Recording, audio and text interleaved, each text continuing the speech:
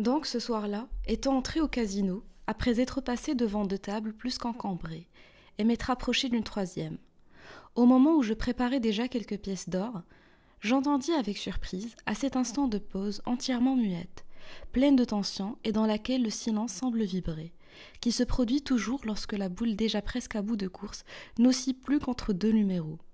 J'entendis donc, juste en face de moi, un bruit très singulier, un craquement et un claquement, comme provenant d'articulations qui se brisent. Malgré moi, je regardais étonné de l'autre côté du tapis. Et je vis là.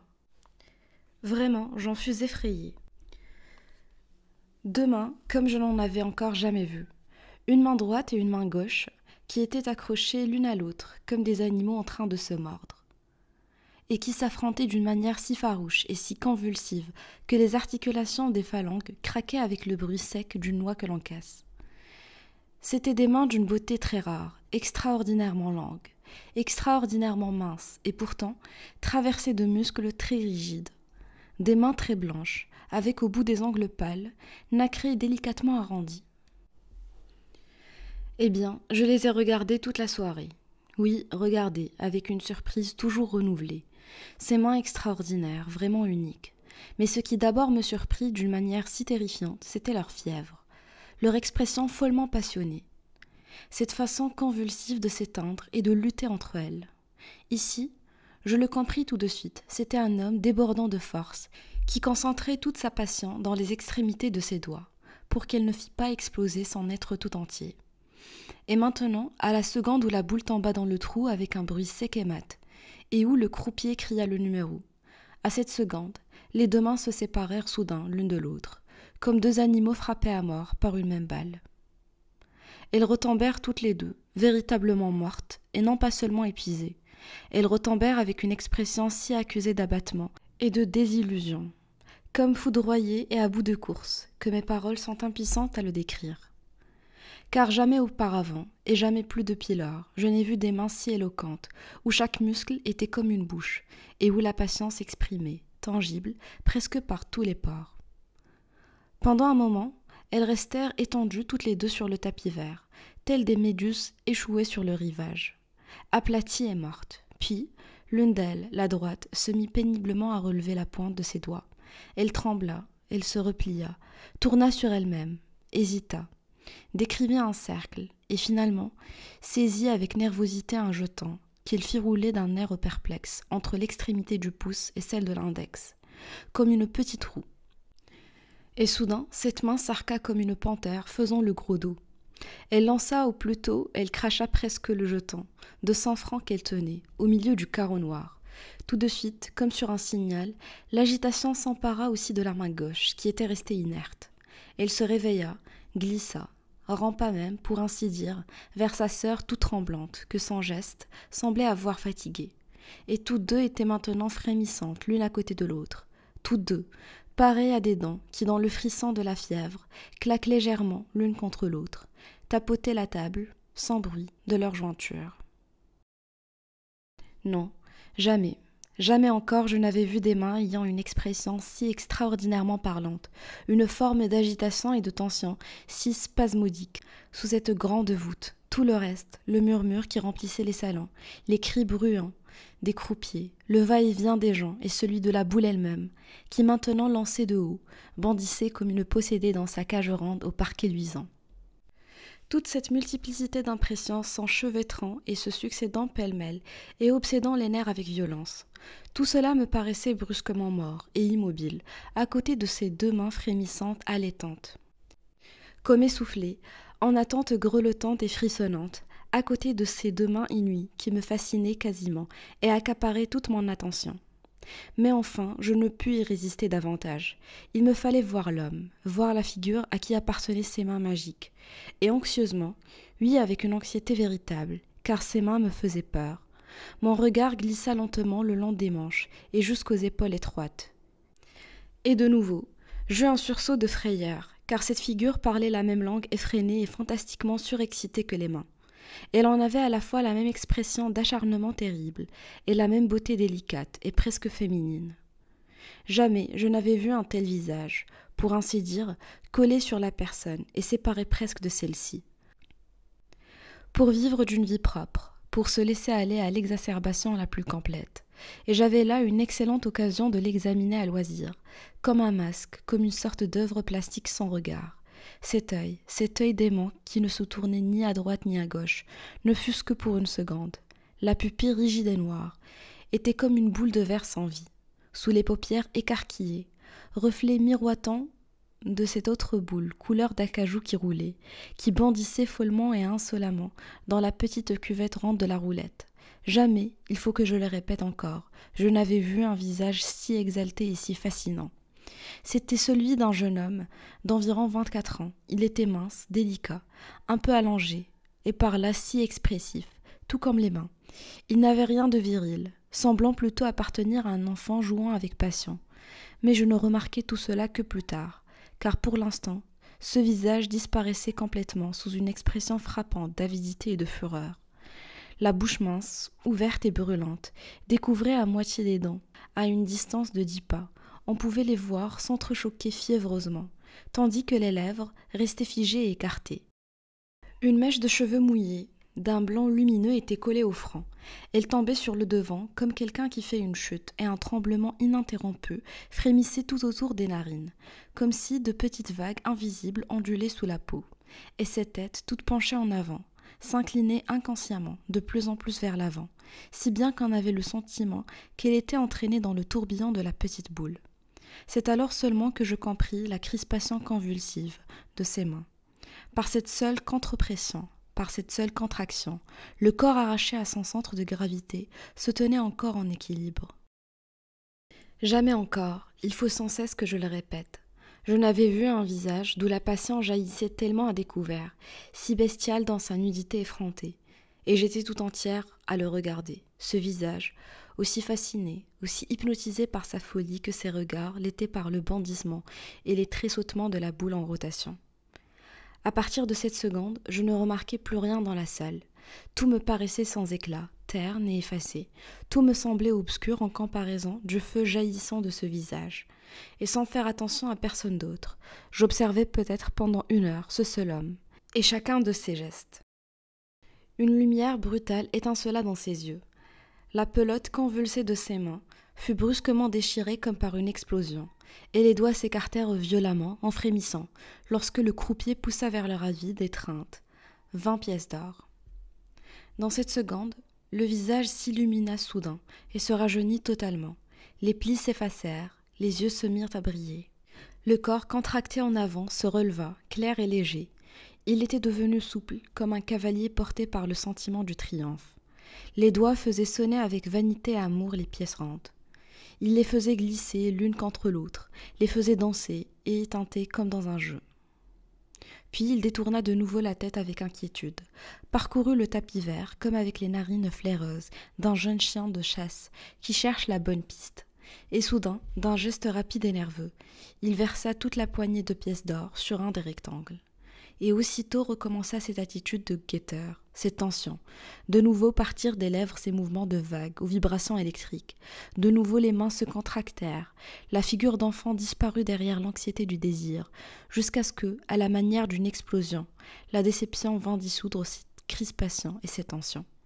Le visage qui un instant plus tôt faisait l'effet de celui d'un enfant, se flétrit, devint terne et vieux. Les yeux furent mornes et éteints. Et tout cela dans l'espace d'1 seule seconde, tandis que la boule se fixait sur un numéro qu'il n'avait pas choisi. Il avait perdu pendant quelques secondes. Il regarda fixement, d'un air presque stupide, comme s'il n'eût pas compris.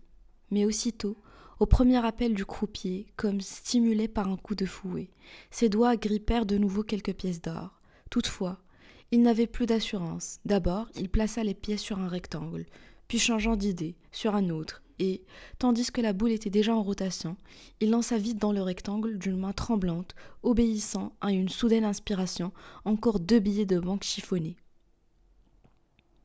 Cette alternance, ce mouvement palpitant de perte et de gain, dura sans arrêt environ 1 heure. Et pendant cette heure, je ne détournai pas même le temps d'un soupir mon regard fasciné par ce visage continuellement transformé, où passait le flux et le reflux de toutes les passions. Je ne les quittais pas des yeux. Ses mains magiques, dans chaque muscle, rendaient plastiquement toute l'échelle des sentiments, montant et retombant à la manière d'un jet d'eau. Jamais au théâtre je n'ai regardé avec autant d'intérêt le visage d'un acteur que je le fis pour cette figure, où se succédaient sans cesse, par à coup, comme la lumière et les ombres sur un paysage, les couleurs et les sensations les plus changeantes. Jamais je ne m'étais plongé dans un jeu aussi entièrement que dans le reflet de cette passion étrangère. Si quelqu'un m'avait observé à ce moment-là, il aurait pris forcément la fixité de mon regard d'acier pour une hypnose, et c'était bien aussi à cela que ressemblait mon état d'engourdissement complet. J'étais incapable de détourner mon regard de ce jeu d'expression, et tout ce qui se passait confusément dans la salle, lumière, rire, êtres humains et regards, flottait autour de moi comme une chose sans forme, comme une fumée jaune au milieu de laquelle se dressait ce visage, flamme parmi les flammes. Je n'entendais rien, je ne sentais rien, je ne voyais pas les gens qui se pressaient autour de moi, ni les autres mains se tendre brusquement, comme des antennes, pour jeter de l'argent ou pour en ramasser par poignées. Je n'apercevais pas la boule, ni n'entendais la voix du croupier, et pourtant je voyais, comme en un rêve, tout ce qui se passait amplifié et grossi par l'émotion et l'exaltation, dans le miroir concave de ses mains. Car pour savoir si la boule tombait sur le rouge ou sur le noir, roulait ou s'arrêtait, je n'avais pas besoin de regarder la roulette. Chaque phase, perte ou gain, attente ou déception, s'imprimait en traits de feu dans les nerfs et dans les expressions de ce visage, dominé par la passion. Mais alors arriva un moment terrible, un moment que moi-même j'avais redouté déjà sourdement pendant tout ce temps, un moment qui était suspendu, comme un orage au-dessus de mes nerfs tendus, et qui soudain les fit se rompre. De nouveau, la boule s'était amortie avec de petits bruits, de claquets, dans sa ronde de carrière. De nouveau palpita cette seconde, pendant laquelle 200 lèvres retinrent leur souffle, jusqu'à ce que la voix du croupier annonça, cette fois-ci, 0. Tandis que déjà son râteau preste ramassé de tous les côtés, les pièces sonores et le cri sans papier. À ce moment-là, les deux mains contractées firent un mouvement particulièrement effrayant. Elles bandirent, comme pour saisir quelque chose qui n'était pas là. Puis elles s'abattirent, presque agonisantes, sur la table, n'étant plus qu'une masse inerte. Mais ensuite, elles reprirent soudainement vie, encore une fois. Elles coururent fiévreusement de la table au corps dont elles faisaient partie, grimpèrent comme des chats sauvages le long du tronc, fouillant nerveusement dans toutes les poches, en haut, en bas, à droite et à gauche, pour voir s'il n'y aurait pas encore quelque part, comme une dernière miette, une pièce de monnaie oubliée. Mais toujours elles revenaient vides. Toujours, elle renouvelait plus ardemment cette recherche vaine et inutile, tandis que déjà le plateau de la roulette s'était remis à tourner, que le jeu des autres continuait, que les pièces de monnaie tintaient, et que les sièges remuaient, et que les 1000 petits bruits confus remplissaient la salle de leur rumeur. Je tremblais, toute secouée d'horreur. Tellement je participais malgré moi à tous ces sentiments, comme si c'étaient mes propres doigts qui, là, fouillaient désespérément, à la recherche de n'importe quelle pièce d'argent, dans les poches et les plis du vêtement, tout chiffonné. Et soudain, d'une brusque saccade, l'homme se leva en face de moi, comme quelqu'un qui se trouve subitement mal, et qui se dresse pour ne pas étouffer. Derrière lui, la chaise roula sur le sol, avec un bruit sec. Mais sans même le remarquer, sans faire attention aux voisins, qui, étonnés et inquiets, s'écartaient de cet homme chancelant, il s'éloigna de la table d'un pas lourd. À cet aspect, je fus comme pétrifié, car je compris aussitôt où allait cet homme. À la mort. Quelqu'un qui se levait de cette façon ne retournait certainement pas dans un hôtel, dans un cabaret, chez une femme, dans un compartiment de chemin de fer, dans n'importe quelle situation de la vie, mais il se précipitait tout droit dans le néant. Même la personne la plus insensible de cette salle d'enfer aurait reconnu forcément que cet individu n'avait plus aucun appui, ni chez lui, ni dans une banque, ni chez des parents, qu'il avait joué ici son dernier argent, et sa vie même, et que maintenant, de ce pas trébuchant, il s'en allait ailleurs, n'importe où, mais à coup sûr, hors de l'existence. J'avais toujours craint, et dès le premier moment que je l'avais magiquement senti, qu'ici ne fût en jeu quelque chose de supérieur au gain et à la perte. Et cependant, ce fut comme un noir coup de foudre qui éclata en moi, lorsque je constatai que la vie quittait brusquement les yeux de cet homme, et que la mort mettait son teint livide sur ce visage encore débordant d'énergie, l'instant d'avant. Malgré moi, tellement j'étais sous l'emprise de ses gestes expressifs. Je dus me camponner avec la main, pendant que cet homme se levait avec peine de sa place et chancelait. Car sa démarche titubante passait maintenant dans mon corps, comme auparavant son excitation était entrée dans mes veines et dans mes nerfs. Mais ensuite, ce fut plus fort que moi, quelque chose m'entraîna, sans que je l'aie voulu, mon pied se mit en mouvement. Cela se fit d'une manière absolument inconsciente. Ce n'était pas moi qui agissais, mais quelque chose en moi fit que, sans faire attention à personne, ni sans avoir conscience de mes propres mouvements, je courus vers le vestibule pour sortir. Il était au vestiaire. L'employé lui avait apporté son pardessus. Mais ses bras ne lui obéissaient plus. Aussi le préposé, très empressé, l'aida, comme un infirme, à passer péniblement les manches. Je le vis porter machinalement ses doigts à la poche du gilet pour donner un pourboire. Mais après l'avoir tâté jusqu'au fond, il en sortit vide. Alors, il parut soudain se souvenir de tout. Il balbutia quelques mots embarrassés à l'employé. Et tout comme précédemment, il se donna une brusque saccade en avant.